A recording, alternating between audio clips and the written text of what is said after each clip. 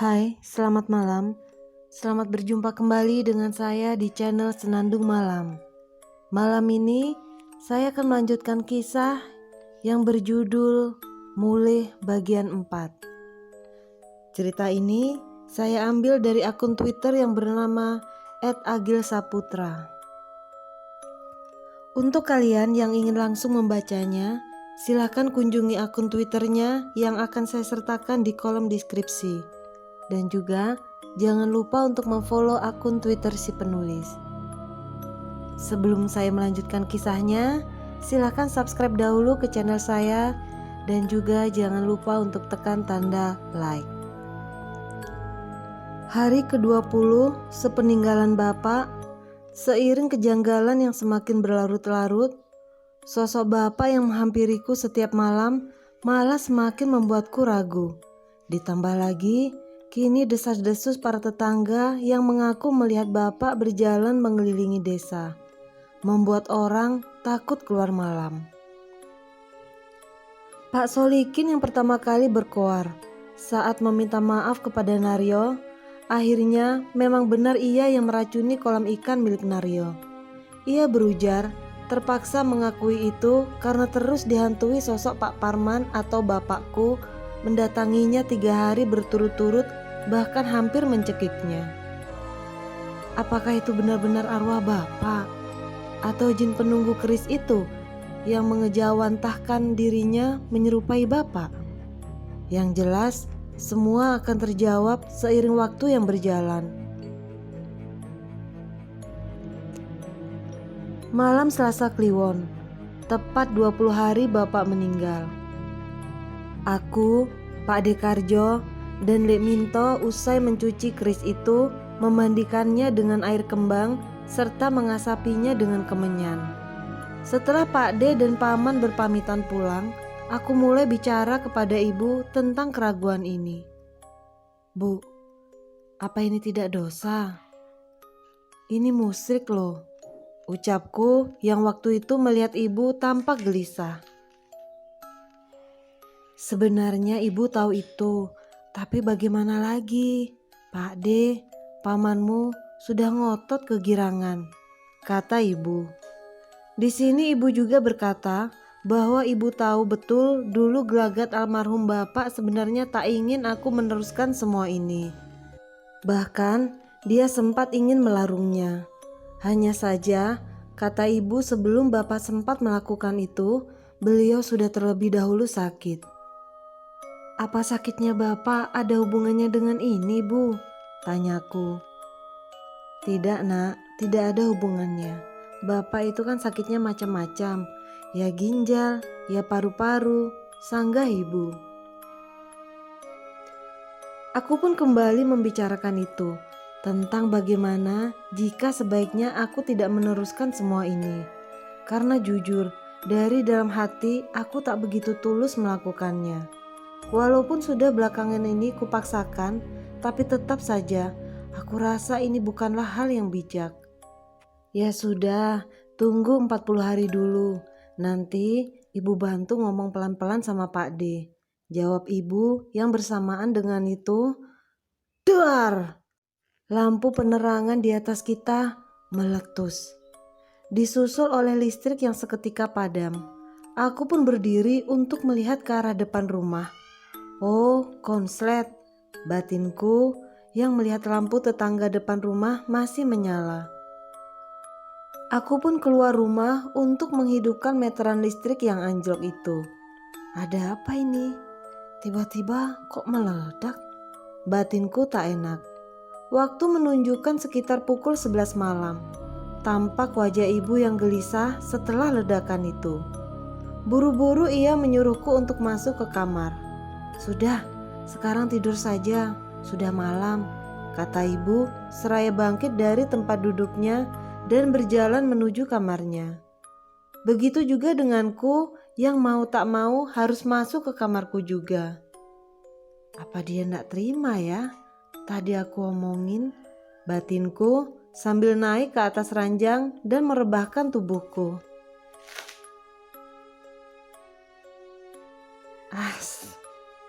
Bohlah, ucapku menarik selimut dan memiringkan badanku.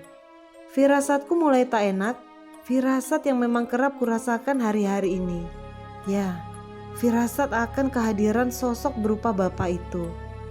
Aku mencoba untuk tidak memperdulikan itu, dan sambil memejamkan mata, aku berzikir. Allahu Akbar, Allahu Akbar, Allahu Akbar. Zikirku berbisik, hingga tak terasa mataku mulai berat dan mengantuk. Sekuat hati aku mencoba untuk tidak menghentikan zikirku, membuat tempo kalimat yang kuucapkan menjadi semakin lambat. Allahu Akbar, Allahu Akbar, Allahu Akbar. Dan disinilah kejanggalan mulai terjadi. Samar-samar aku seperti mendengar orang yang menirukan kalimat zikirku. Allahu Akbar, Allahu Akbar, Allahu Akbar, Allahu Akbar. Suara itu mengisi di setiap jeda zikirku. Aku yang pada awalnya belum yakin betul, kini memilih diam. Sambil mengernyitkan dahi, aku mencermati. Apakah aku memang benar-benar mendengar? Atau hanya salah dengar saja? Tapi suara itu hilang ketika aku terdiam dan muncul kembali setelah aku mengucapkan kalimat zikir lagi. Begitu terus berulang-ulang sampai aku berhenti dan berlanjut beberapa kali. Hingga akhirnya untuk kesekian kalinya aku kembali diam. Suara itu kini tak hilang. Allahu Akbar, Allahu Akbar, Allahu Akbar. Tuturnya jelas, membisik dari belakang badanku. Aku yang tadi merasakan kantuk, tentu kini mata ini menjadi terbuka lebar.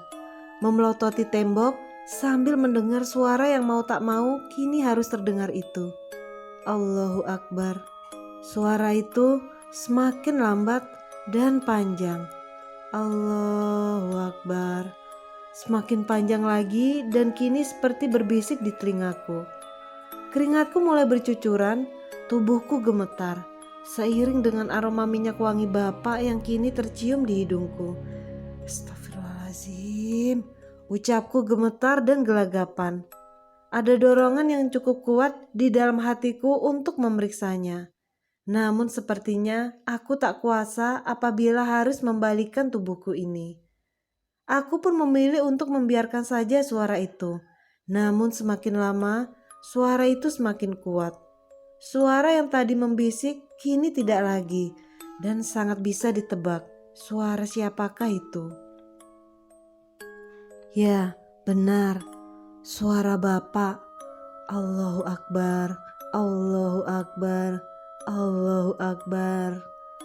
Aku hanya bisa menangis gemetar dan setelah beberapa saat suara itu bertahan, kini aku harus mengambil risiko. Aku harus membalikkan tubuhku.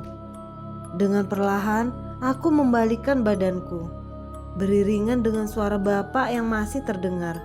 Dan setelah tubuhku sudah benar-benar membalik sepenuhnya, suara itu pun hilang. Tak ada sosok yang kulihat. Nafasku masih terengah, tubuhku juga masih gemetar. Dengan lemas, aku pun kembali membalikkan tubuhku. Tapi apa yang kulihat setelah aku berbalik? Seseorang berselimutkan kain sarung lusuh berada di sampingku dengan posisi membelakangiku. Ya, itu Bapak. Aku hafal betul aroma dan motif pada kain sarungnya. Aku hanya bisa menutupi wajahku dengan kedua tanganku. Dan dengan gemetar, aku pun membalikkan tubuhku lagi. Aku tak lagi merubah posisi. Aku kini menangis tidur meringkuk membelakangi sosok yang menyerupai Bapak itu. Dan waktu itu, aku seperti berada di titik puncak ketakutanku. Teriak pun aku tak bisa, apalagi berdoa. Bahkan tasbih juga entah kemana, kini sudah tak lagi berada di genggamanku. Ditambah lagi, dengan suara nafas berat yang kuyakini keluar dari sosok yang menjelma menjadi Bapak itu.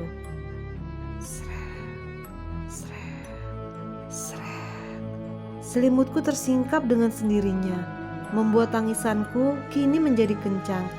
Hingga selang beberapa saat kemudian, ibu yang sepertinya mendengar tangisanku dari kamarnya pun mendatangiku. Lega batinku ketika mendengar suara ibu membuka pintu kamar dan masuk. "Kenapa nak? Kenapa nak?" ucapnya sambil menggoyangkan tubuhku. Di sini seketika tangisanku pun pecah. "Aku tidak kuat, Bu. Aku tidak kuat," ucapku setelah bangkit dan memeluknya. Ibu yang sudah sepertinya memahami apa yang terjadi pun mengajakku untuk tidur di kamarnya.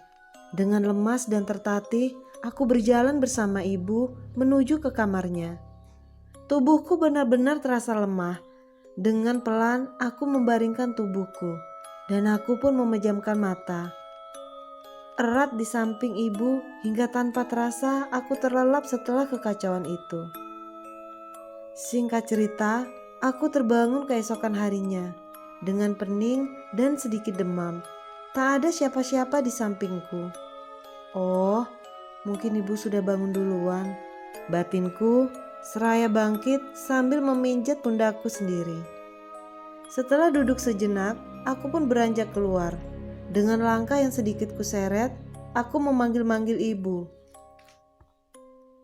"Bu, Bu, ibu," ucapku. Bertemulah aku dengan ibu di ruang dapur. "Bagaimana nak badanmu?" tanya ibu yang tengah menyalakan kompor minyaknya. "Ndak enak Bu, sepertinya aku masuk angin," jawabku sambil menahan rasa pusing di kepalaku. Aku pun beranjak meninggalkan ibu dengan ingatan kejadian semalam yang masih saja terngiang di pikiranku. Biarlah," kataku sambil berjalan menuju kamarku sendiri. Aku masuk ke kamar, membuka jendela beserta tirainya. Aku pungut pula bantal di lantai yang mungkin terjatuh tadi malam. Kutata di tempat yang seharusnya. Namun lagi-lagi ada pemandangan terlihat bercak-bercak kecoklatan di sisi ujung kasur tidurku. Aku coba usap dengan tanganku untuk memeriksanya. Dan aku yakin ini adalah ceceran tanah basah yang meresap. "Apa-apaan ini?" kataku pelan. Sampai akhirnya aku menyadari bahwa ceceran tanah basah ini berada di tempat yang sama di mana semalam hantu yang menyerupai bapak itu terbaling membelakangiku. Seketika tengkuku bergidik. "Asuh," gerutuku spontan. Aku pun buru-buru keluar dan memberitahukannya kepada ibu. Kugeret saja ibu yang berada di dapur itu kini masuk ke kamarku.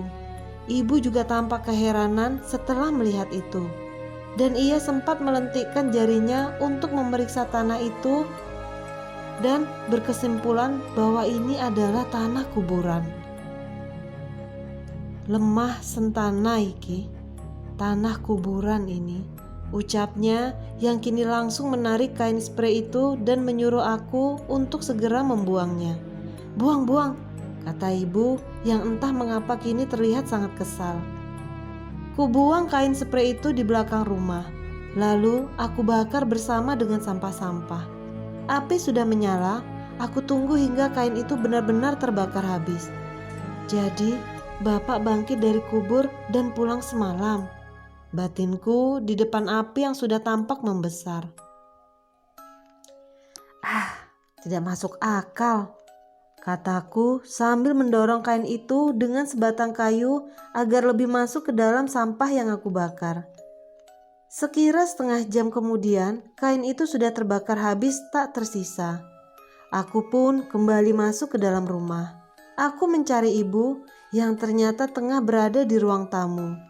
Tangannya tampak buru-buru mengusap wajahnya saat tahu aku datang menghampirinya. Ibu menangis. Batinku yang langsung segera duduk di sampingnya. "Sudah, besok tetap harus dilarung keris itu," kata ibu dengan marah. "Ini sudah tidak benar. Masa bapak menjadi arwah gentayangan?" kata ibu lagi yang sepertinya sudah kehabisan kata-kata untuk mendeskripsikan hal ini. Ini sesuai dengan pemikiranku saat ini, yang sudah cukup lelah menghadapi sosok yang menyerupai bapak itu datang setiap malam. Karena memang tidak semestinya seseorang yang sudah meninggal kembali pulang untuk menghantui keluarga dekatnya. Apalagi dengan rumor di desa ini Sudah cukup banyak orang yang mengaku melihat Bapak berkeliling di desa. Sampai-sampai tak ada orang yang mau keluar di desa ini saat malam. Nanti Pak Dekarto dan Paman Minto kan mau kesini toh Bu. Pokoknya nanti kita langsung bicara, ucapku saat itu. Setelah itu kita pun kembali mengobrol untuk menenangkan suasana. Walau badanku masih terasa sangat tidak enak, seperti ada sesuatu yang kugendong di pundakku. Dan setelah beberapa lama aku dan ibu mengobrol, terdengar suara dari arah depan. Assalamualaikum. Seseorang membuka pintu dan langsung masuk. Naryo datang dengan membawa rantang 3 tingkat penuh dengan makanan. Ini Bude, ada bancakan dari ibu saya, kata Naryo sembari meletakkan rantang itu di atas meja. Ibu pun tentu menyambutnya dengan baik dan berterima kasih kepada Naryo karena memang kebetulan aku dan ibu sedang tidak punya lauk yang istimewa. Sementara ibu pergi ke dapur untuk menyalin wadah makanan ini, aku dan Naryo pun saling berbincang. Gimana Bel? Berhari-hari kok tidak kelihatan? Sehat toh? Kata Naryo yang bertanya kepadaku. Lagi ndak enak badan Bel, jawabku sambil memegang pundakku yang terasa semakin berat saja. Oh, kamu sedang sakit toh? Sebenarnya mau ku ajak mancing, tapi ya sudahlah, besok saja, kapan-kapan, kata Naryo. Bersamaan dengan itu, ibu keluar membawa rantang milik Naryo yang sudah bersih dan dicuci. Ini Ndol rantangnya, terima kasih ya, bilang ke ibumu, kata ibu sambil meletakkan rantang itu di depan Naryo. Setelah berbasa-basi sejenak, Naryo pun pamit pulang. Ia menepuk bahuku, melempar senyum ke ibuku dan menganggukkan kepalanya ke arah belakang ibuku. Sontak ibu langsung menoleh ke arah belakangnya yang tak ada siapa-siapa itu, sambil kembali menatap Naryo yang sudah berjalan keluar rumah.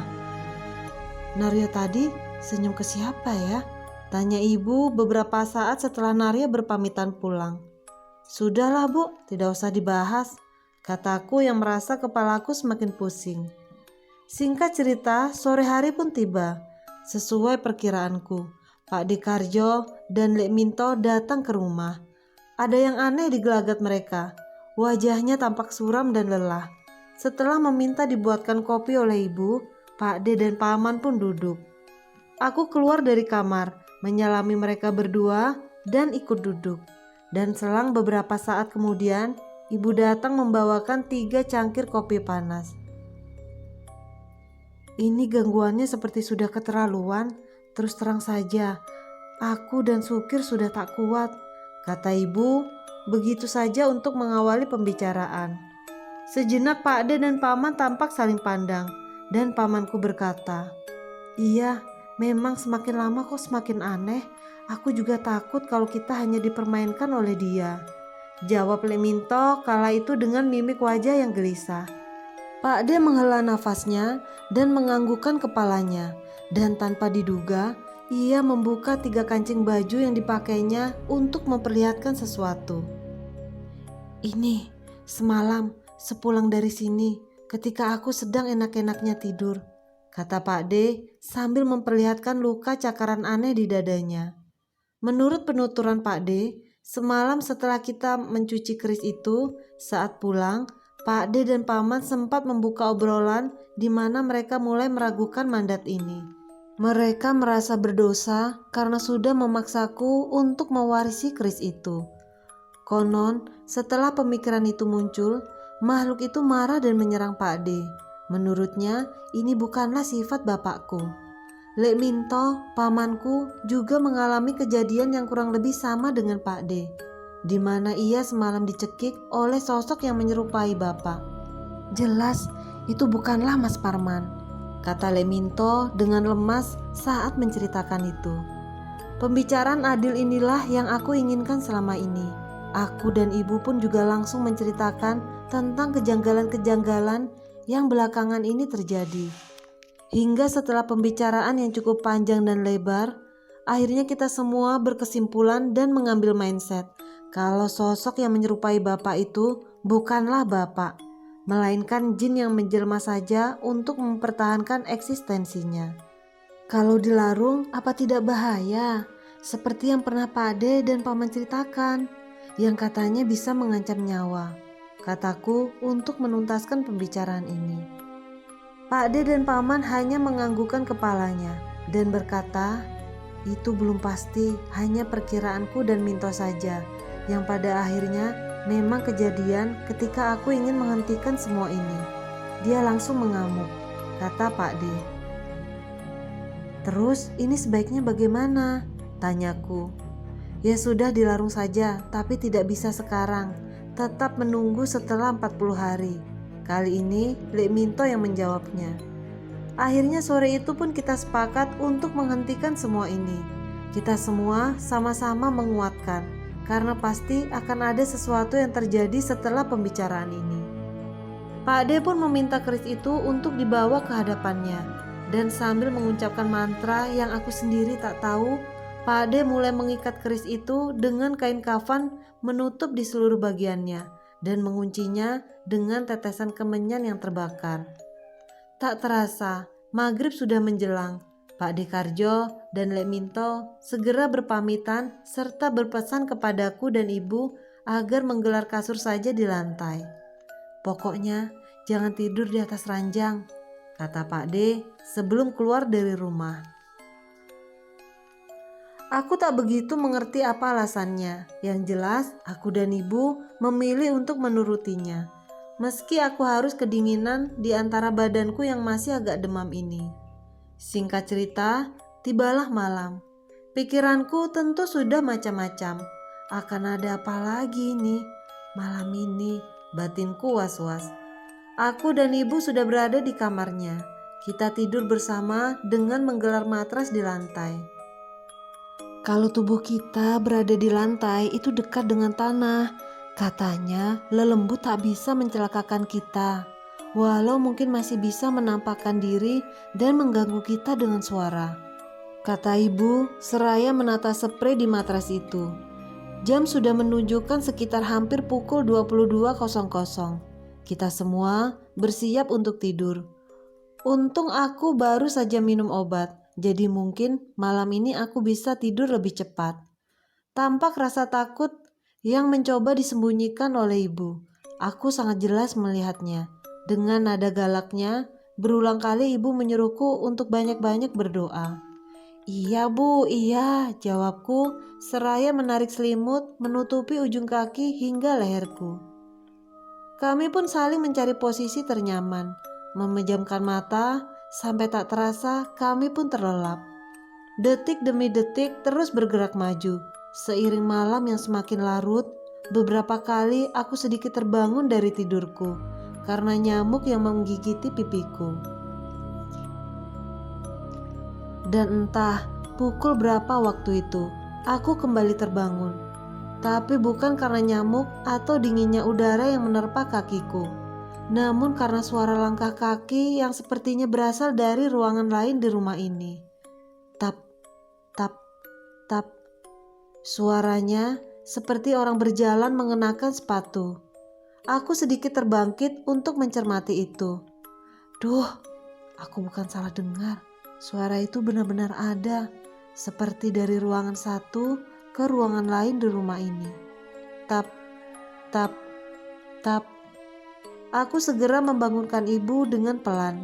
Aku tentu tak mau ketakutan sendiri. Dan kita pun kini sama-sama mengamati suara itu dari dalam kamar. Tap, tap, tap. Itu bu, dengar tidak? Tanyaku membisik. Pada awalnya mungkin ibu masih merasa ini bukanlah sebuah kejanggalan. Ia justru ingin bangkit dan memeriksanya keluar. Hingga aku pun mencegahnya. Ini tetap dia bu, aku sudah hafal, ucapku sembari meraih tubuh ibuku yang hendak bangkit. Terus kita harus bagaimana? Kata ibu. Sudah, diamkan saja, kita jangan keluar, ucapku. Tap, tap, tap.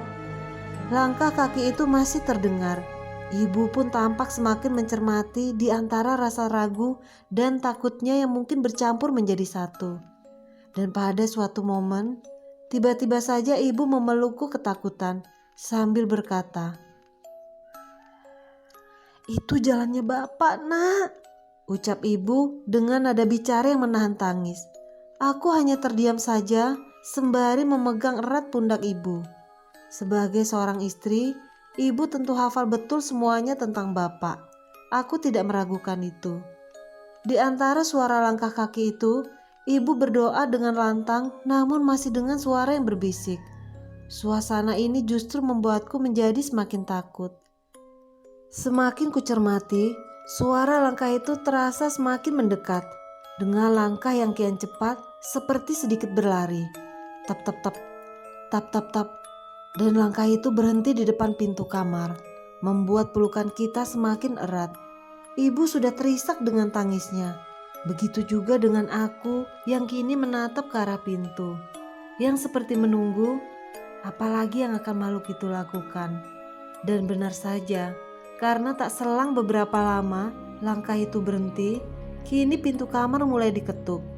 Tok, tok, tok. 3 kali ketukan itu seingatku terdengar membuat aku dan ibu sedikit tersentak karena kaget. Kupalingkan pandanganku dari arah pintu, merunduk di sela-sela pelukan ibu. Dan disinilah teror sedih yang sebenarnya. Bu E, Kir, Sukir. Jelas terdengar suara dari balik pintu memanggil aku dan ibu. Ya, lagi-lagi suara Bapak.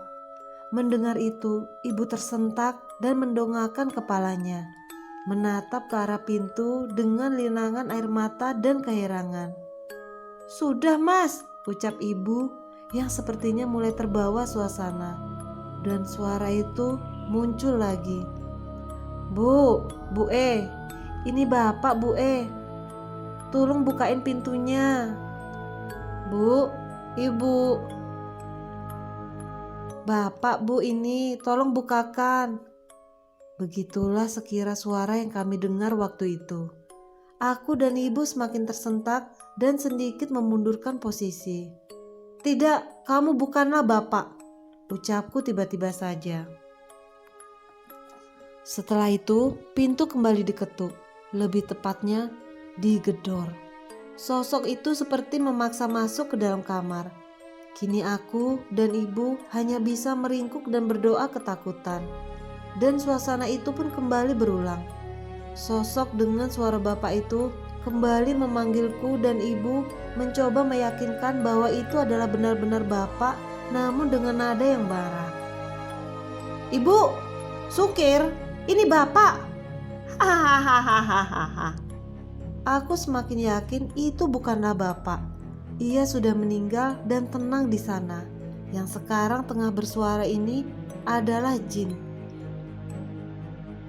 yang mencoba memanipulasi kami. Sampai akhirnya, entah setelah beberapa lama, yang jelas akhirnya suara itu pun hilang begitu saja, meninggalkan kami yang meringkuk, terengah ketakutan di atas matras tipis itu. Malam itu kita benar-benar tak tidur, hingga azan subuh berkumandang. Bagaimana kita beristirahat setelah kejadian itu? Singkat cerita, keesokan harinya, setelah matahari benar-benar terbit, barulah aku dan ibu keluar dari kamar. Pemandangan janggal lagi-lagi langsung terlihat. Ceceran-ceceran tanah basah tersebar di lantai. Aku dan ibu berjalan merunutnya dan ternyata ceceran tanah itu hampir ada di setiap ruangan rumah ini. Tanpa berbicara, ibu segera berjalan ke dapur dan kembali lagi membawa sapu dan pengki. Ibu pun menyapu ceceran tanah itu dengan raut wajah yang tentu dipenuhi dengan kesedihan. Nalarku terkoyak, aku benar-benar tidak habis pikir. Ilmu macam apa ini yang diturunkan Mbah Kakung kepada Bapak dan sekarang dipaksakan untuk diwariskan kepadaku. Jelas, ini adalah sebuah kesesatan. Batinku memberontak. Suasana pagi itu tentu menjadi sangat aneh dan ternyata tanpa kuduga kejadian ini terus berulang selama kurang lebih 20 hari. Berhari-hari itu, sosok yang menyerupai bapak itu datang, mengetuk pintu kamar, memanggil-manggil aku dan ibu, dan menyisakan cacaran-cacaran tanah basah di setiap lantai ruangan rumah ini. Setiap pagi pula, selama kurang lebih 20 hari lamanya, aku dan ibu membersihkan cacaran tanah itu. Apa kabar dengan Pak Dekarjo dan Lek Minto? Mereka juga mengalami hal yang kurang lebih sama. Didatangi bapak namun dengan mimik yang marah. Sampai tibalah sehari setelah 40 hari kematian bapak, di mana inilah waktunya untuk mengakhiri semua ini. Aku ingat pagi itu sekitar pukul 6 lebih sedikit, Pak De dan Paman mengambil keris itu di rumah untuk melarungnya di sebuah pantai di daerah Kendal, Jawa Tengah. Daerah di mana Mbah Kakung dulu dilahirkan. Konon memang di pantai itu dahulu Mbah Kakung mendapatkan keris itu. Aku sempat ingin ikut melarung keris itu, namun dilarang oleh Pak De dan Paman. Sudah, biar aku saja yang mengurus, kata Pak De waktu itu. Mereka berangkat menggunakan mobil. Aku ingat betul, aku dan ibu mengantarnya sampai depan rumah. Tanpa aku tahu kala itu adalah kala terakhir aku bertemu dengan Pak De dan Paman dalam keadaan hidup. Pak Dekarjo dan Lek Minto mengalami kecelakaan dalam perjalanan menuju pantai itu. Keduanya meninggal dunia dalam tragedi itu. Aku dan ibu yang mendapat kabar saat sore hari tentu terkejut dan sangat terpukul. Apa ini semua karena keris itu? Pada akhirnya, keris itu tak pernah dilarung. Keris itu kembali lagi ke rumah, diantar oleh seorang aparat teman baik bapak beberapa hari setelah kecelakaan yang menimpa Pak De dan Paman. Ku sebut saja sebagai keris sumber bencana, mengacaukan setiap tatanan dalam hidupku, membuatku sempat depresi karena menyalahkan diriku sendiri atas kematian Pak Dekarjo dan Lek Minto. Ditambah lagi, Bude istri Pak De dan Bule istri Paman kini seakan membenciku, menyalahkanku atas kematian suami-suaminya. Tapi apakah aku patut untuk disalahkan? Ini semua bukanlah mauku. Pada akhirnya, aku tentu tak sudi merawat keris itu.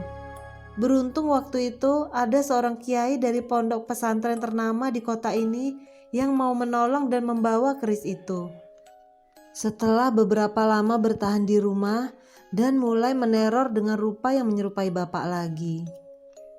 Dan demikianlah cerita ini berakhir dengan kesepian antara aku dan ibu yang ditinggalkan oleh beberapa saudara terdekatnya.